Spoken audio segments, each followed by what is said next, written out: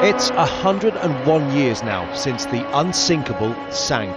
Its maiden voyage, its final voyage, 1,500 lives lost, a wreckage still beneath the Atlantic. One of water's worst disasters, one of the silver screen's super successes. Now we're told the world is ready for Titanic II. Not a movie sequel, but a maritime one, and here it is. This ship will be rebuilt to almost identical specifications, of course with some very important safety improvements. It'll set sail from the UK in around 3.5 years' time, hoping to complete the journey that its predecessor never managed to.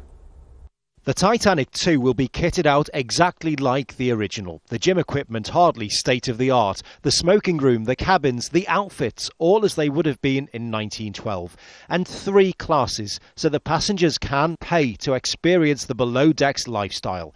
The man funding it claims it's less floating theme park and more a tribute to those who died. There's indeterminate values in the Titanic story, ones of courage, of self-sacrifice. And the Titanic itself was a turning point for the world in cruise shipping. You know, we had standards which were long overdue in being imposed, and we've been safe this century primarily because of what they did at that time. The original Titanic was built in Belfast and set off from Southampton, beginning that fateful journey which ended when it struck an iceberg in the North Atlantic. How times have changed. This Titanic will be, like many things, made in China. It'll travel across the world before it even begins that journey, leaving Southampton again, New York bound. Of course, there is a lot of work to be done to get this ship built in the next 3 years, not least convincing people that it is safe. It's 4 metres wider, so it's got greater stability.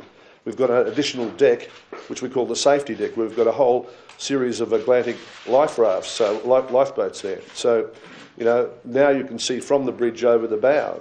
But with claims that 40,000 people have already applied for tickets for Titanic II, it will be full steam ahead for the recreation of one of the most famous, most tragic failed voyages in history. Phil Lavelle, Al Jazeera, London.